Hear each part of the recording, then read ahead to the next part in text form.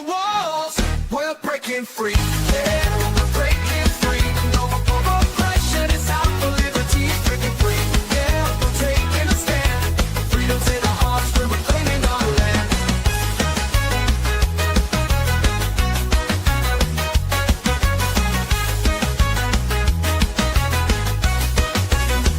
They try to silence us, but we won't be tamed. Voices getting louder, can't keep us in chains. We got the power, we got the might. Together we can shine, together we can fight. Feel the rhythm in your feet, it's time to stand tall. Raise your voice and shout, we're breaking down the walls. We're breaking free, yeah, we're breaking free. No more oppression, it's out for liberty. Breaking free, yeah, we're taking a stand. Freedom's in our hearts, we're reclaiming our land. They try to silence us, but we won't be tamed. Voices getting louder, can't keep us in chains. We got the power, we got the might. Together we can shine, together we can fight. Feel the rhythm in your feet, it's time to stand tall. Raise your voice and shout, we're breaking down the walls. We're breaking free, yeah, we're breaking free. No more oppression, it's out for liberty. Breaking free, yeah, we're taking a stand. Freedom's in our hearts, we're reclaiming our land. We're claiming our land.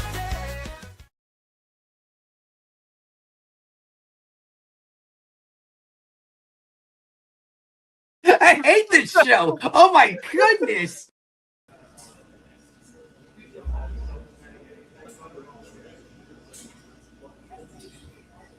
All right. Welcome, everybody, to Are You Smarter Than a Politician? This is the political cage match where bold solutions win and bad ideas get wrecked. Tonight, we are live from the Libertarian Party of Florida convention, or we might not be live. We're not really sure. The Wi-Fi is flaking on us a little bit, but we're having fun here in Clearwater, Florida. And there's no better place to ask this. Are states real laboratories of liberty, or just smaller bureaucracies with better branding? We're diving into state power, federal resistance, sound money, crypto freedom, medical choice, gun rights, and much more. Three notable political minds stepping into the lightning round. One question matters. State power sounds good, but will it stay limited? Get ready, because tonight you decide who is smarter than a politician. Joining us, this contestant isn't afraid of challenges. You can tell by his role as the chair of the Libertarian National Committee, or that he's been on my show 4 times. Stephen Nekhaila, entrepreneur, Bitcoin advocate, non-interventionalist, and he plays my game like a true Machiavellian. Easy for me to say. Steve, welcome. And you can follow Steve on X at Stephen Nekhaila. Next up, he was just on my show last week. Tonight we've got Evan McMahon. He's the chair of the Libertarian Party of Indiana, over 15 years in the fight for freedom. He's the current LNC secretary, and he's also the one of the candidates to take Steve's job. Welcome, Evan.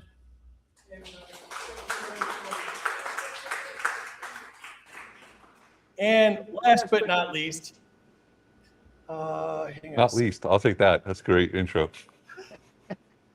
Rounding out our lineup tonight is one of the hardest working people in the entire Libertarian Party.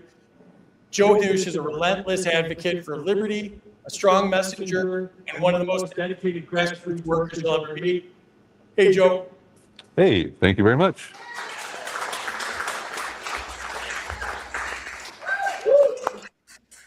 All right, I got a little echo there, and maybe was that an ovation? I think that might have been an ovation. All right, so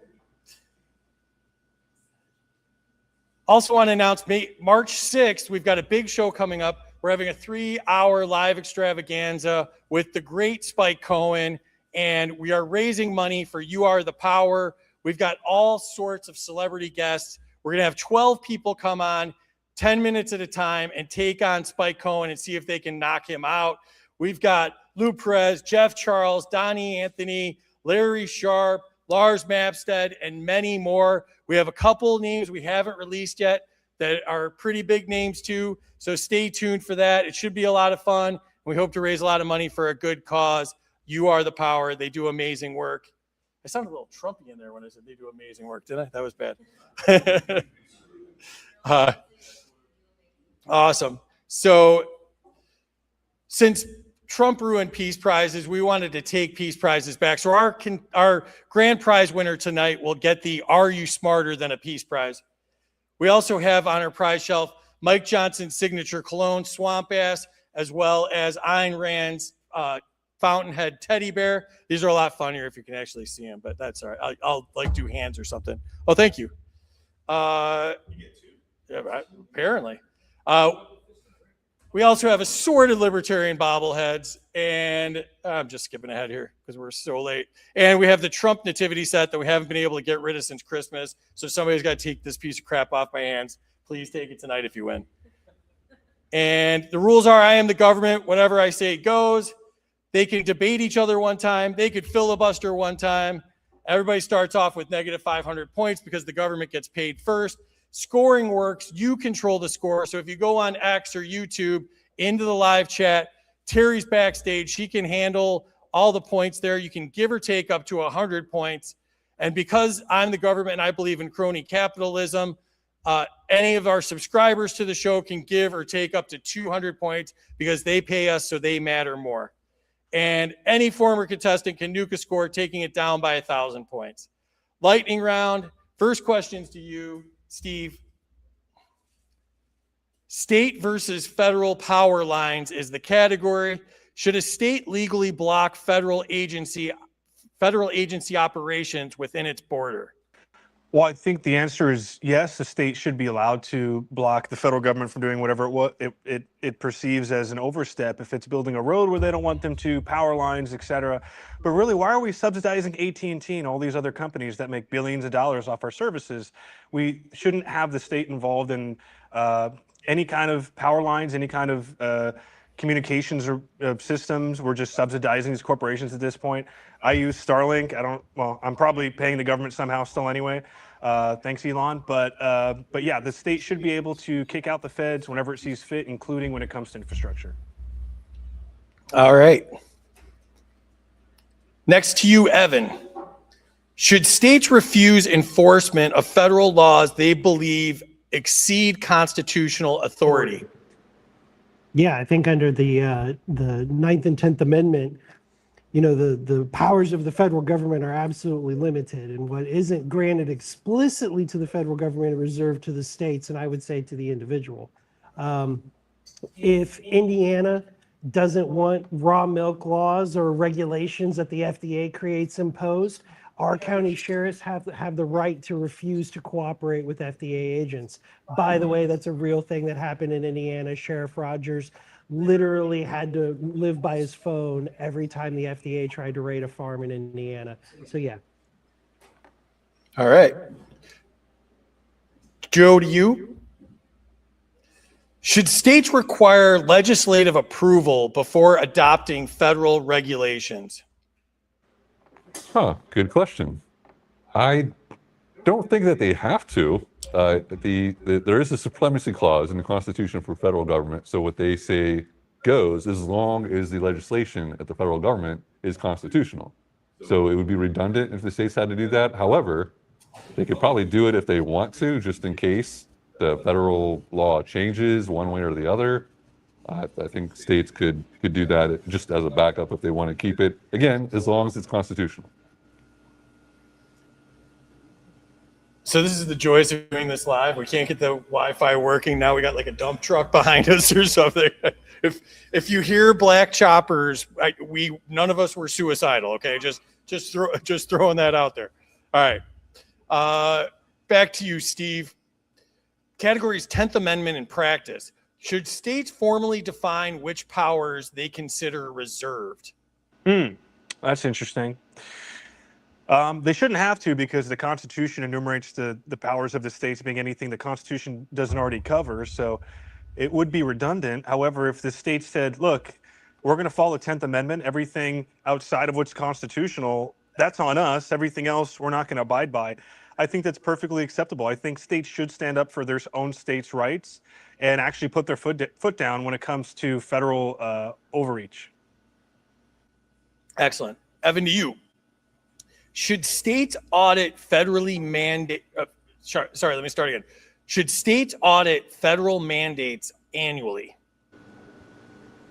I think that if it's a program that is operated within the state, like the state Medicaid, Medicare programs and things like that, then absolutely.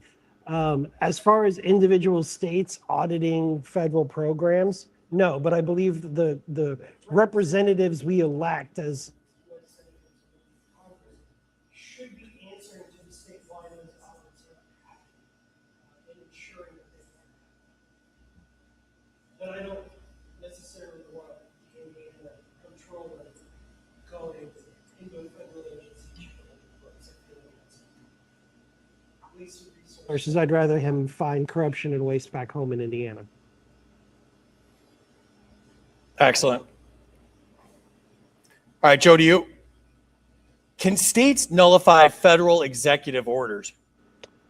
If they're not constitutional, absolutely. Just like we see now with the tariffs, I believe the SCOTUS just said that the Trump's tariffs were unconstitutional. It'd be interesting to see if they would, in that ruling, that states could do that too. I would like to see that, obviously, as long as it's ruled, not constitutional. Yeah, I'm a libertarian, so I want states to, if we're going to have a government, make it as local as possible. So at state level rather than federal. Yeah, hopefully they could nullify it, sure. Excellent. All right, Steve, back to you. Categories: medical freedom. Should liability protections be abolished? Absolutely. We saw it ourselves during COVID. The vaccine manufacturers actually got federal protections for their product, their untested product. And so anytime somebody gets a negative COVID shot reaction, for instance, there's no repercussions. There's no way to get any kind of remuneration. And this has been longstanding. The federal government's also protecting companies like Bayer, which is a German company, for Advil, or an aspirin rather. They're protecting pharmaceutical companies to basically make it so that as a consumer of these products, if you're taking an over-the-counter product, you cannot seek any kind of compensation if you have a reaction, even if it's something that they're not listing. So this opens the door to the pharma companies essentially working together with the government to push products untested. It's like saying if a feature didn't work in a vehicle, if your car caught fire, you can't sue Ford or Toyota or whatever the case is.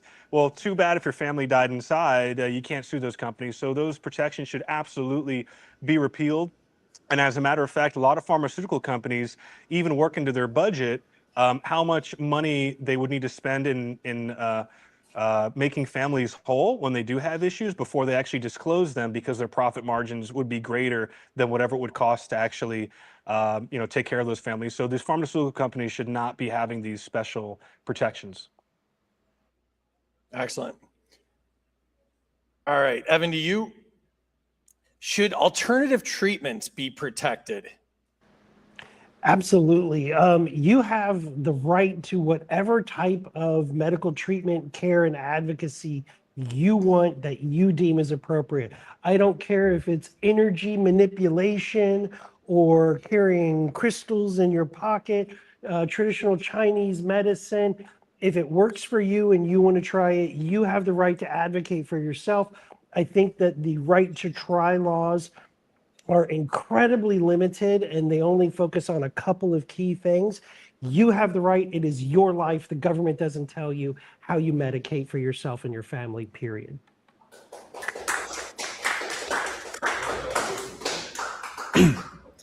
All right. Joe, to you. Should vaccine mandates be banned? By the government, yes. If a individual company wants to, there's no shirt, no shoes, no service.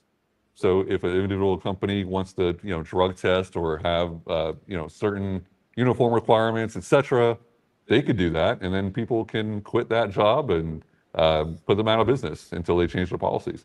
So it's about freedom of association. The government should not be doing that at all. But individuals can choose to associate with companies that do that or not. So I have a question for you. I want to comment on that. Is that a filibuster? No, you can add to it. Okay. I have a compromised immune system. I have to be careful on the types of vaccines that I get because I can have severe side effects. But the government told me I have to get the COVID vaccine that was untested, untried, rushed through, or I would lose my career. The government doesn't have the risk. The risk is on the individual. Any mandate where you don't have the risk is unethical and immoral and is it just has to be objected to. It has to be resisted. Even if you want the vaccine, even if you want these things, I'm not anti-vax, I'm anti-mandated vax. I don't want my nephew to bear the burden of whatever horrible thing may happen from something because his school says he has to have these vaccines to be able to go and read and write. It's just absolutely immoral for them to make those decisions of liability for you when they take none of the risk. I'm off my soapbox. All right. I think we were to Steve next. Yep. Categories: free speech protections. Should whistleblower protections expand?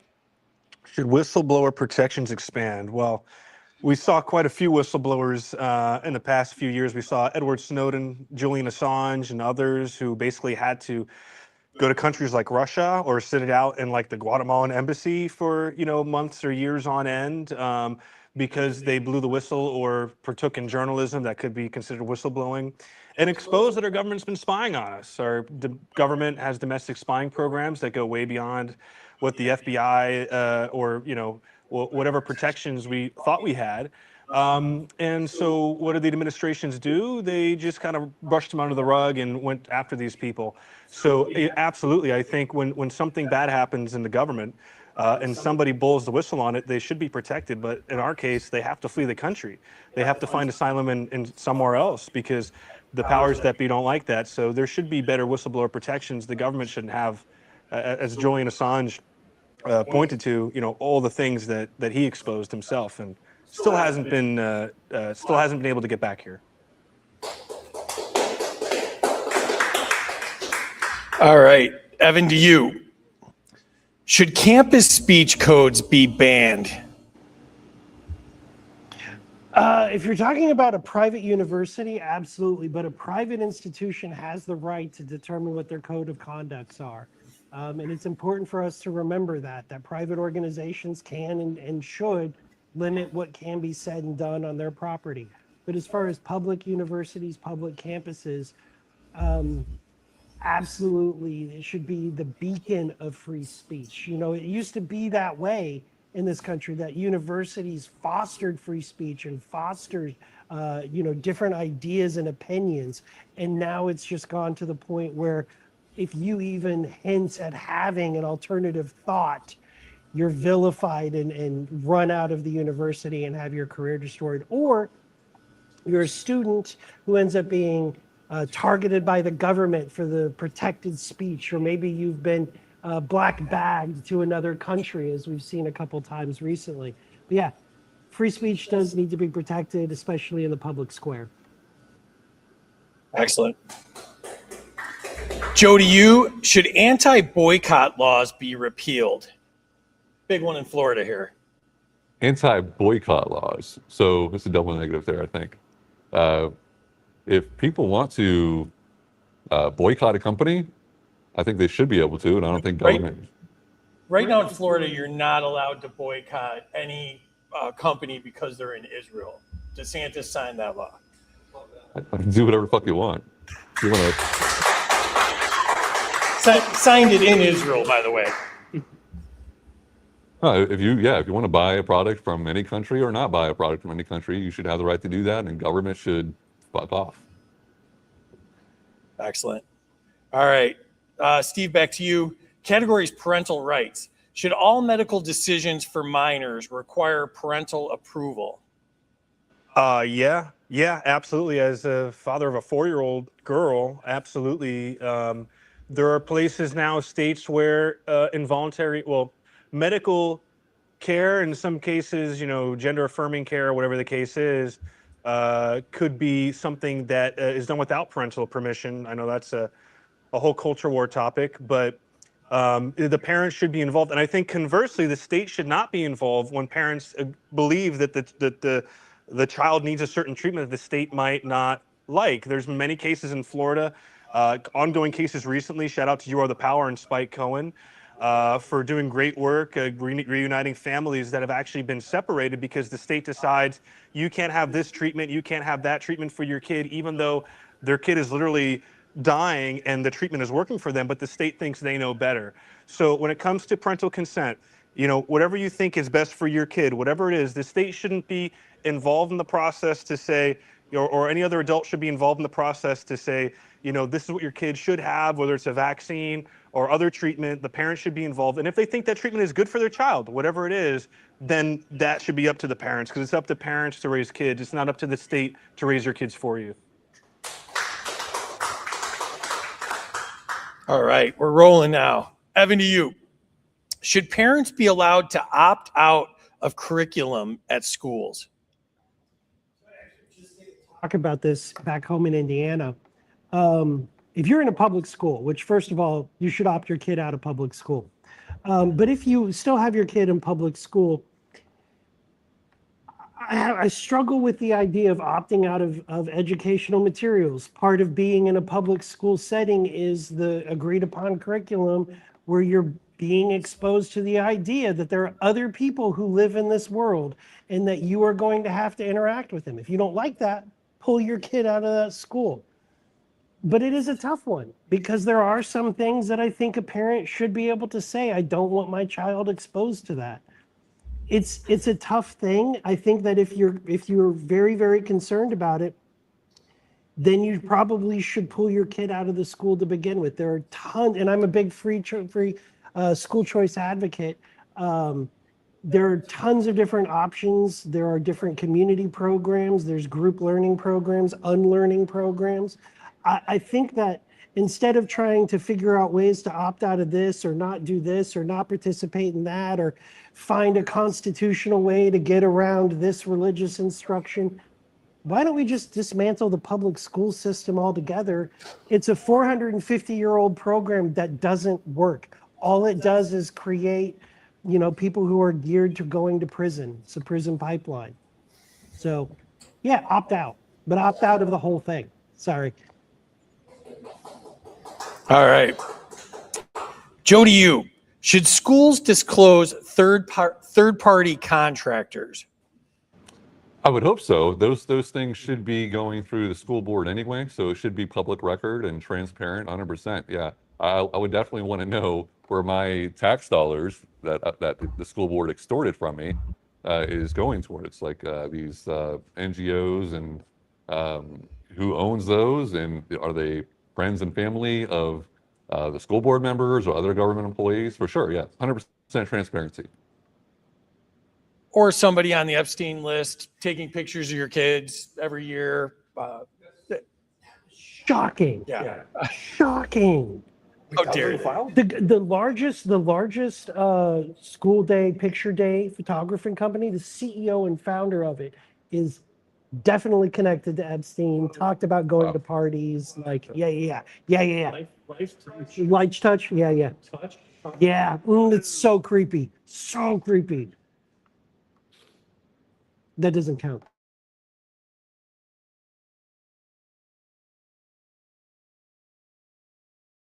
I muted myself. The chat's going to be all over my ass for that. All right. The next category is drug policy. This is brought to you by Zoom Beyond Shrooms. You can find them at xumtrip.com. The category is drug policy autonomy. Stephen, should cannabis be fully legalized? Sponsored this question. Yes, cannabis should have been legalized decades ago. It should have never been illegal. I mean, there are countless people, non-violent criminals in prison right now, to this day, still for cannabis laws. And I think it's really fucked up that even though Florida and other places have legal cannabis or mostly legal cannabis, there's still people serving decades behind bars for smoking or using a mostly harmless substance that adults should be able to have the right to use. So the whole war on drugs needs to be abolished. We need to legalize all drugs, Let society create its own social norms and let people, consenting adults, choose what they want to do with their own bodies. That's an individual right. All right. We don't have legal cannabis here though. You can get a card, but it's Yeah. cheaper to get it in the black market anyway. Exactly. All right. Evan, to you, category is, sorry. The next question is, should psychedelics be decriminalized? The government shouldn't be telling you what you can and can't put in your body. I don't care what it is. This ring right here is, I've been sober for 23 years, recovering drug addict and alcoholic. My inability to process those things does not limit your ability to choose that as medicine or a good time. The government has no right to tell you what it is, so I can skip it all and say everything should be legalized. And when I say legalized, I don't mean taxed, I don't mean regulated, I mean you have the right to grow it, produce it, give it, sell it, share it without the government sticking its big nose in. I just want to add one thing to that. Go ahead. Taxation is theft. You got to say that for the point. Yeah. Taxation is theft. All right. And because I got saying something about this last time, into the Fed. All right. Joe, to you, should federal drug scheduling be ignored? It should be descheduled. It should be repealed. Whatever the thing needs to be, executive ordered, whatever. It needs to be gone, taken off, decriminalized, whatever the term is. I don't know what the term is, but yes, gone. All right. And that'll take us to our first score break, maybe our last score break. We're going pretty fast here. All right. So if you haven't put your scores in the chat, do so now. And we've got William says 100 points to me. He is the government, and he's taxing me, stealing my earned points. That's fair. We got a bunch of highs in here. 100 to Joe for doing the show in a broom closet. Yeah, so somehow we always give Joe the shittiest spot on any stage. Joe, could you stick your finger in the electric panel and see if it's live for us? Yeah. That's fair. Oh, Addison, you're here. Hey, Addison. Battle of the Beards. That's fair. Yep, we got 4 beards up here. 100 to Evan for the mic drop censorship. That's fair. I accidentally, I think I either muted you or something while we were doing it. So you got to. Yeah, I got you. Yeah, so that was. Yeah, I am a Fed. Yep, that's true. This is not an ice machine behind me or whatever. This is my windowless fan. 200 Joe, make government as local as possible. 100 to Evan, I couldn't hear anything he said, but it was still probably better than Joe's answer. Hey, Joe, you can't see the screen, but you want to guess who that was from? Ryan. No, scientific. Oh. 200 to Steven and liability protection. 100 to Steve, jab talk with facts. But which beer will win? Is Wendy here? Wendy? Hey, Wendy. 100 to Steve for doing sauna workout videos before they were cool. What's up, Brent? He's working on a career after this. It's lucrative once you've been shared. Yeah. I mean, I've got going on. Onlyfeet.com. Yeah. All right. 100 to Steven for having the same haircut and beard as me. You got 100 points for that. 200 to Evan, great answer. 100 to Evan for getting applause for his first answer. Sorry, I didn't listen to it. Marcus from Black Powder Podcast is on here. 100 to all the panelists that have been on the Black Powder Podcast. 142 to Joe for the best beard. That's not correct. I have the best beard. 100 to Evan. Correct. The government didn't have to risk the jab. The people did. Well said, brother. 200. Dude in the middle. Their names are on the screen. Dude in the middle is Evan. 200 to Stephen for whistleblower protection. 200 to Evan, protect free speech. 100 to Evan, college campuses should be the beacon of free speech. 100 to Steve and Evan for the free medical advice. I definitely got what I paid for. 200 to Joe, F that, boycott any country we want. 100 to Joe for doing whatever the fuck you want. Do whatever the fuck you want to Joe. It's got a theme going here. 200 to Joe for dropping the F-bomb twice. Yeah, but you're still behind Trump in bombs dropped. So you try to keep up. 100 to Joe, do whatever the F you want. Joe doing the show in the utility room. We got more points for that. 200 to Steven. Joe used to get in trouble for being in the utility room. Now he's getting points for it. Points to Steven for the You Are the Power shout out. Points to Steve. Points to Steve for looking at the camera like he's a Fed. Points to Evan, homeschool your kids. Points to Steven for not co-parenting with the government. 200 Evan for telling the people to opt their kids out of homeschool. 100 to Evan for getting Dr. Pepper to sponsor the show. 100 to Evan for school choice. Minus 2 million to me for being muted. I see you, Casey. 200 to Steven for cannabis legalization. 100 to Steven, free nonviolent drug offenders. 200 to Evan, the government should not tell us what to put in our bodies. 200 to Evan for his recovery and promoting to not limiting others. And 200 to Joe, taxation is theft. 200 to Joe for going this long without mentioning license plate stickers. He's got his 20-minute coin from AA. Oh, so you get a little flavor for how the chat goes on a regular basis, basically chaos. So I didn't even have this added. So I had it added and then it crashed, and then I had to add it again and then it crashed. And in the lead is Evan, 1,800 points. It turns out muting you was a good idea.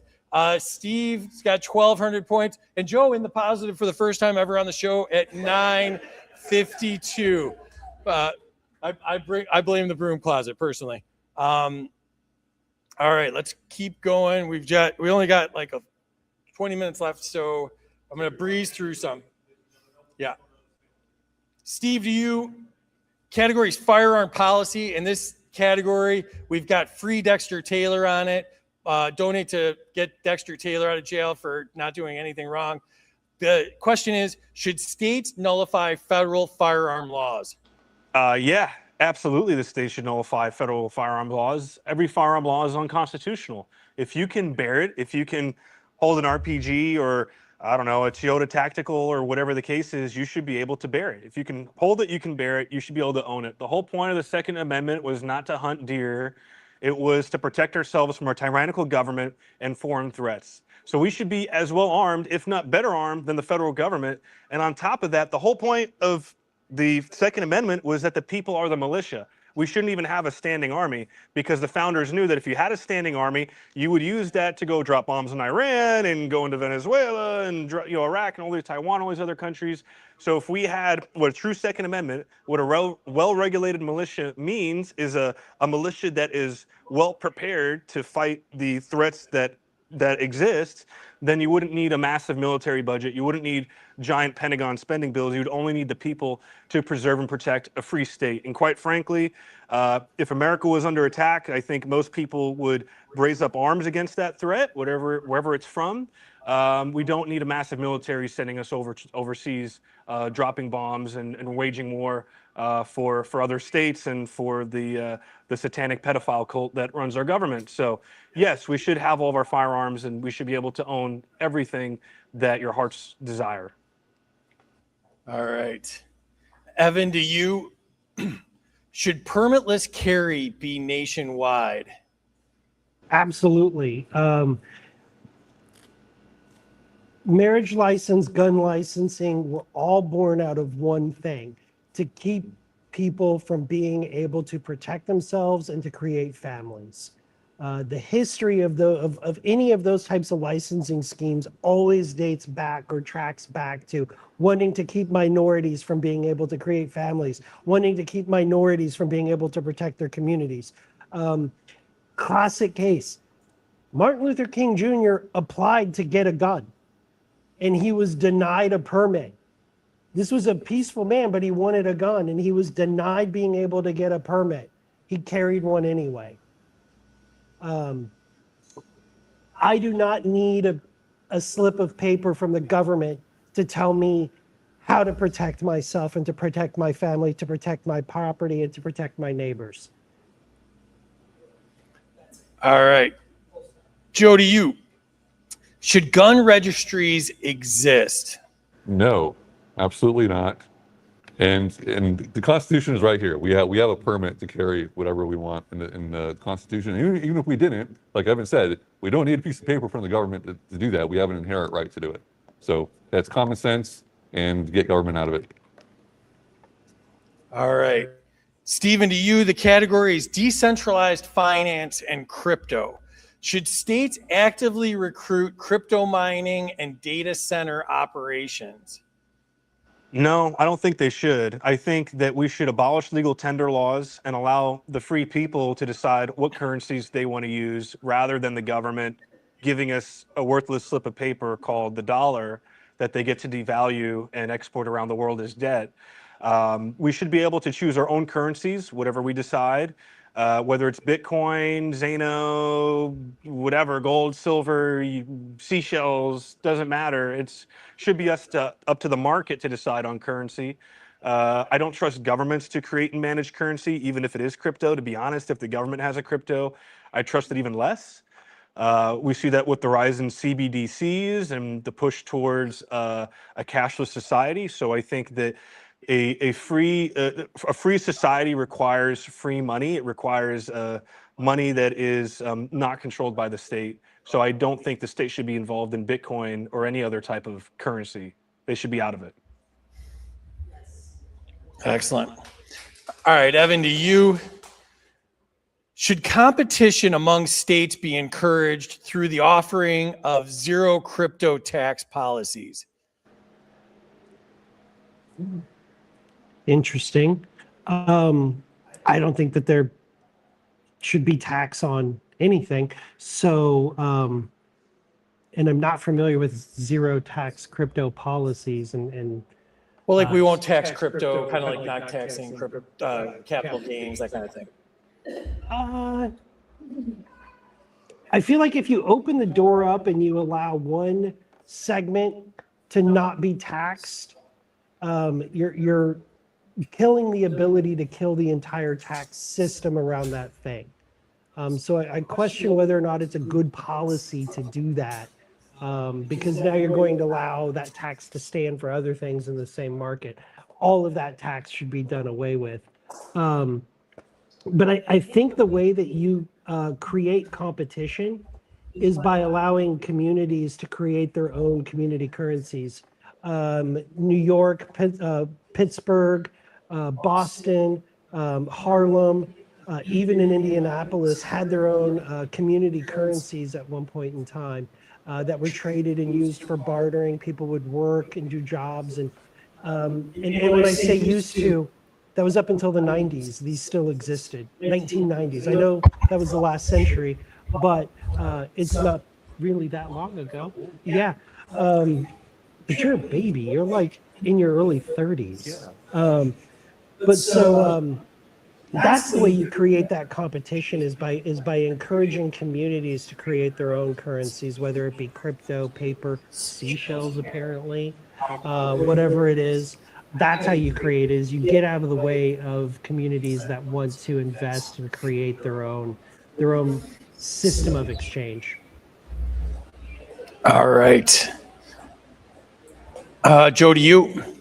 Should states ban use of a federal CBDCs within their borders? Banning the federal government from having their CBDCs in their states. Yes, if I understood the question correctly. So yeah, the states should be able to nullify unconstitutional federal laws, period. End the Fed, taxation is theft. What else can I do? Abolish the ATF. I'm trying to get points here. All right, that's it. All right. Can I say something? Not right this second. No, hang on. Sorry. Should questions to you, Stephen?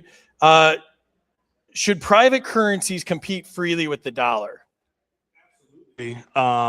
I mean, we already see it. Well, it's not a private currency, but we see the dollar. The dollar's on the way down. You see it with the rise of BRICS in the East, the rise of a gold-backed currency. It's the writing's on the wall for the dollar. I mean, nothing exempts the dollar from the morbid roll call of every fiat currency that has gone to zero. We saw it in Argentina and Venezuela, Zimbabwe. We saw it during Weimar Germany. And the funny thing is, even if the dollar's up, it's still down compared to gold, which is the true measure of a currency's value. So all fiat currencies are decreasing. The yuan, the mark, the peso, you name it. We need private currencies. We need a free market in currencies and transactions. And without it, we will face dire consequences. Plus, the government can just print as many dollars as it wants. So if you have private currencies and you get rid of legal tender laws and people abandon the dollar, and they no longer accept the dollar, now you've defunded the federal government because they can't just continue to print currency out of thin air and devalue the dollars in your savings. So yes, we should have private competing currencies against the dollar. Awesome. Evan, to you. Should local community currencies be legalized statewide? I think I just said that. Just because you cheated and went ahead doesn't mean you don't Sorry. have to answer. I mean, I actually have a collection of different community currencies, including coins, the Liberty dollars, dating back. I think the earliest one that I have was from 1862. So I have a large collection of them from across the U.S. I believe in community currencies. I believe that that's, you know, the labor, the value, the backing of whatever it is within your community. And that's what really drives your local economy, what really drives investment. That's, everybody knows what it is. Everybody can trade with it. They see the value of it. They know that people have put into it. So do I think that they should create laws allowing it to be statewide? I think that they should abolish all laws restricting community and cryptocurrencies, period. All right. Hang on. I had to mute you because I can only have one mic going at a time, so I missed that part. Joe, to you. Should states remove barriers to barter exchanges? Yes, absolutely. I think there should be a farmer's market for everything. Get rid of the government, taxing anything at all, any transactions. I think if individuals or different third parties want to use the government as a mediator for any contracts, I think that's okay. But as far as but they should be able to opt in or opt out of that, both parties included. So it should be farmers market. People should be able to go and trade with whoever they want, and not have the government impede on that. All right. Steve, to you. Category sound money policy. Should states challenge the Fed's monopoly? States should challenge the Fed on the terms that the Fed should be abolished. The Federal Reserve and the IRS should absolutely be abolished. We should not have a Federal Reserve. Should states challenge it on terms of creating their own currency?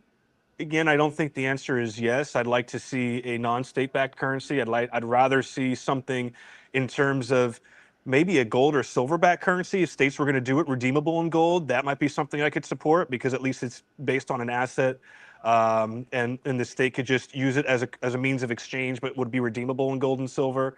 But other than that, I'm against all forms of fiat personally. And crypto is kind of fiat, but it's a finite value and it's not controlled by a central entity. So if it's a gold and silver-backed currency, maybe. I think it'd be better than what we have now with the Federal Reserve, but I do think that the money belongs to the people, and we should be experimenting with gold and silver-backed currencies now. Yeah, I agree. Evan, to you. Should states protect financial privacy in transactions? The state doesn't understand technology. Their understanding of the limitations, the abilities are 10 years older than whatever is currently going on. What we actually need is a system to hold companies accountable for how they manage our data, whether it's transactional history or just our consumer history, what we're doing. And we have the right, should have the right to know how our data is being used. As far as transparency reporting, I don't think it's anybody's business what I do with my money. I don't need to know what you do with your money. I just need to know that if you mismanage my money, mismanage my data, I should be able to seek legal recourse against you. But right now, those companies are protected. All right. And unfortunately, we've reached the end of the night. So last question to you, Joe Hannoush. Should states recognize gold, silver, and crypto as legal tender? Yes, they should. First of all, the state shouldn't decide what is legal tender or not. Again, the government could be a mediator for what two individual parties want to use as a construct. But for everyone else, of course, not for me, because I lost all my non-US dollars in an unfortunate boating accident. That's funny because our sponsor, Zoom, I lost all of my merchandise from them in a boating accident as well. So yeah, that happens. All right. It was delicious. I didn't really. My boyfriend did. Arrest him. All right. So let's jump into the chat one last time here. Amity says 200 to Joe and gun registries. Sai's got 100 to Evan for setting his mood ring to peaceful. Is that a setting? That's pretty good. That's nice. Yeah. 200 to Stephen, abolish illegal tender laws. 100 to Steve for acknowledging my seashell investments. 200 to Joe, abolish the ATF.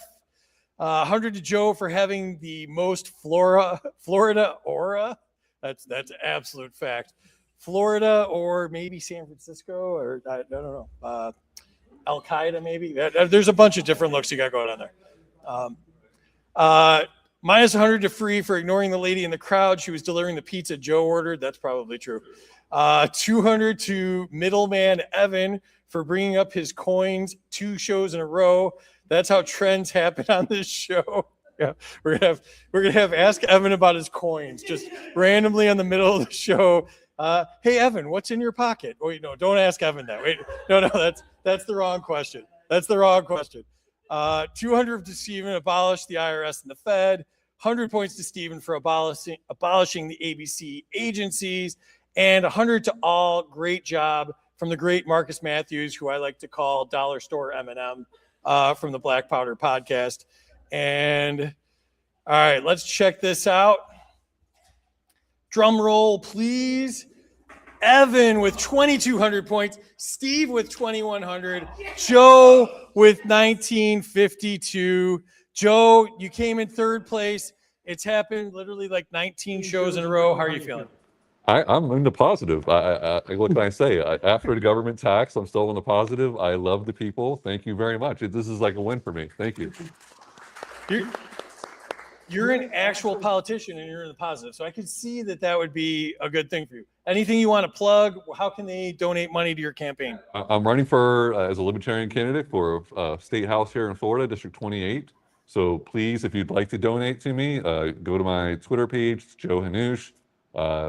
And you could, I think the pinned post is the donate page. I'm not 100% sure on that. You might have to look at all my tweets. They're all based, so you'll actually have a good time. So enjoy. Awesome. All right. Steve, 2nd place. What do you think? I'll win one of these days. I'm getting the clippings on the game show, so eventually I'll win. No, I had a good time. It's the weirdest timeshare meeting I've ever been to, but I'll take it. And just on a personal note, I just want to say what a great job you've done as chair of the party. You've gotten so much enthusiasm going. People that were totally black-pilled and MFing everything was going on are now like, I could see this working. And a ton of credit. You brought a lot of different people together from all different ideologies, factions, different levels of mental delusion, and brought us all together, pointed us in the right direction, and we really appreciate you, brother. Say, if you're not a member, go to lp.org, sign up for our newsletter. It's free. Become a member for $25. You don't have to change your party registration, but we appreciate it if you did. And also check out the lnc2026.com for the national convention in May. You can come, participate, have a great time. I'll be there. I'll say hello to you. And yeah, it'll be fun. Well, we're doing the live show there too, right? Yes, and we're going to be on live with free, so you have to watch us again. We're gonna do this. We're gonna do this live, and we probably will press less wrong buttons that night. Better Wi-Fi. Awesome, better Wi-Fi, hopefully. All right, Evan, you are the big winner tonight, man. What do you think? That 2 for 2. I think it's great. Thanks everybody in the audience. Thanks Free for censoring me over and over again. It was great. I think that really helped. You're in DeSantis country. I had to censor you. The Florida people got it. I'm running for national chair, and if you liked what I had to say and you're going to be a delegate in 2026 in Grand Rapids, please get your packages now, get your hotel rooms. I'd love to have your support. If you're not going, I don't care. That's pretty much it. So thanks for this is a really fun event. I really enjoy watching your show and coming on here now twice. It's a lot of fun to hear other people butcher questions that you would love to answer. It's great. I love it. Joe's sitting right next to you. Yeah, That's so rude. I was trying not to look So at him. rude. That is so rude. Usually we wait until his phone dies and he loses the stream altogether before we talk about him, which is sometimes only like 20 minutes in, so we have a long time to do that. But no, Joe and I are great friends, if you can't tell by our banter tonight. But yeah, thanks everybody. Sorry this was an abridged version of this, but you got a little taste for it. Those of you that this is your first time seeing it, you can follow us on X. I am Smarter Game Show. Terry is Bats T76. Our gear is available at freedomsuperstore.com. We have shorts for this that'll be up on YouTube. At Freedom Uncut is the username. And thank you to Xano. Your privacy matters. Choose Xano, the leading blockchain platform that prioritizes confidentiality and security. And if you're new to the space, intro.xano.org. And we're going to be at 4 more conventions after this: Virginia, North Carolina, Texas, and then the national convention in May. Check out the You Are the Power fundraiser, March 6th. Thank you to all of our subscribers. We love you so much. You make this all possible. And thank you to everybody that was here live tonight and put up with all of our technical stuff and our tomfoolery. We appreciate you. Good night, y'all.